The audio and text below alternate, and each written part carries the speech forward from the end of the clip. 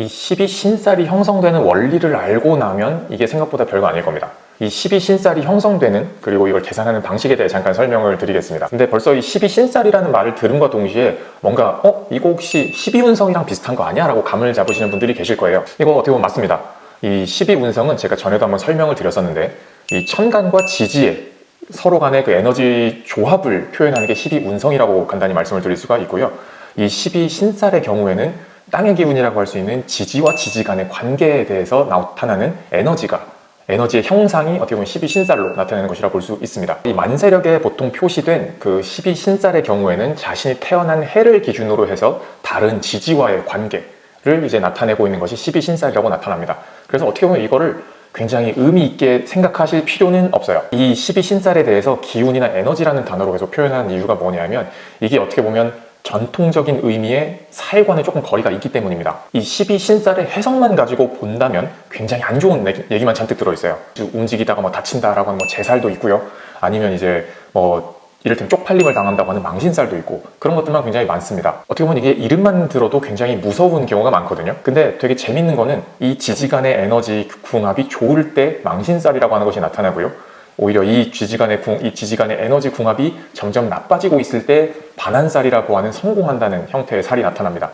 또 거기다가 이 두 가지 에너지가 충돌하면서 가장 침체된 기운을 보일 때 겁살이나 제살, 다칠 수 있다라고 하는 그런 기운들이 나타나게 되죠. 이걸 가만히 생각해보면 조금 다르게 볼 수 있습니다. 이거 가만히 생각해보면 이 겁살, 제살, 망신살, 반한살 이런 단어들이 좀 재난문자 같다는 생각이 들지 않으시나요? 이게 무슨 말이냐면, 당신 기운이 지금 이렇게 되고 있으니 이거를 조심해라 라고 오히려 경고를 주는 듯한 느낌이 더 강하다는 겁니다. 즉, 에너지가 점차 올라가고 있으니 너 망신당할 수 있으니 조심해 라고 경고를 던져주는 것이고요. 오히려 너무 에너지가 침체되어 있으니 야, 너 그렇게 에너지가 지금 침체된 상태에서 괜히 움직이다가 다칠 수 있으니까 다칠 수 있어 라고 하는 제살과 같은 경고들을 주는 것이죠. 그래서 이것을 반대로 생각해 보면, 이 사주에서는 보통 미래 예측을 하는 것이 보통인데, 당신 미래에 이런 시점에 이 벌어집니다 이게 아니고, 당신 에너지 상태가 그렇게 좋지 않으니 이런 걸 조심하세요 라고 하는 경고의 의미가 지금은 살로 넘어온 것이 아닐까 생각이 듭니다. 그게 지금 12신살로 자리를 잡은 것이라고 생각하고 있습니다. 그래서 이 12신살이 만들어지는 원리를 좀 가만히 알아보게 되면 이게 별로 무서워할 내용은 아니라는 걸 금방 아실 겁니다. 오히려 지금 이것은 그 땅의 기운이라고 할 수 있는 지지와 지지의 관계를 설명하는 하나의 양상이기 때문에, 기본적으로 사주의 해석이 담아내지 못하는 조금 더 세심한 영역 해석으로 들어가는, 어떻게 보면 디테일한 해석 방법이라고 표현할 수 있겠습니다. 그래서 12신살로 살펴보는 이 연애운 콘텐츠 같은 경우에도 이런 베이스로 이 연애운을 살펴보는 것이고요. 이걸 통해 보통 다른 데서 볼 수 없는 조금 더 디테일한 면의 연애운을 진단해 볼 수 있습니다. 그럼 지금 12운성과 12신살이 별 차이 없는 거 아니냐라고 저한테 또 물으실 수가 있거든요. 사실 이거를 저한테 묻는다면 저는 개인적으로는 사실 큰 차이 없지 라고 말씀을 드리고는 싶어요.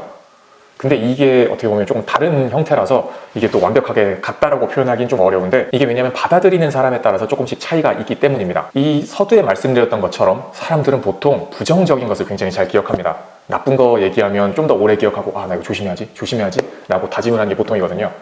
그래서 조금 순하게 얘기하거나 그러면 말을 안 듣는 사람이 있는 반면에, 부정적인 것으로 얘기를 해주면 말을 굉장히 잘 듣는 것이 보통 사람들이죠. 그래서 저는 이 12운성을 통해 해석을 하는 것은 어떻게 보면 조금 순한 맛이라고 표현을 할 수 있을 것 같고요. 12신살을 통해서 해석을 하는 것은 좀 매운맛, 마라맛이라고 표현할 수 있을 것 같습니다. 그래서 똑같은 상태에 대해서도 너 지금 기운이 굉장히 왕성하고 좋은 편이야, 성장하고 있어 라고 표현하는 것과, 너 이거 망신당할 수 있으니까 조심해 라고 경고를 던져주는 것, 어느 쪽이 조금 더 나에게 맞는가 라고 하는 그 차이에 있어서 좀 달라지는 것이겠죠. 그래서 이 12신살의 경우에는 12운성과 12신살은 본질적으로 사실 크게 다르진 않을 겁니다. 하지만 이제 본인이 어떤 해석이 조금 더 선호하느냐에 따라서 선택을 하는 여러분의 영역이라고 볼 수 있겠습니다.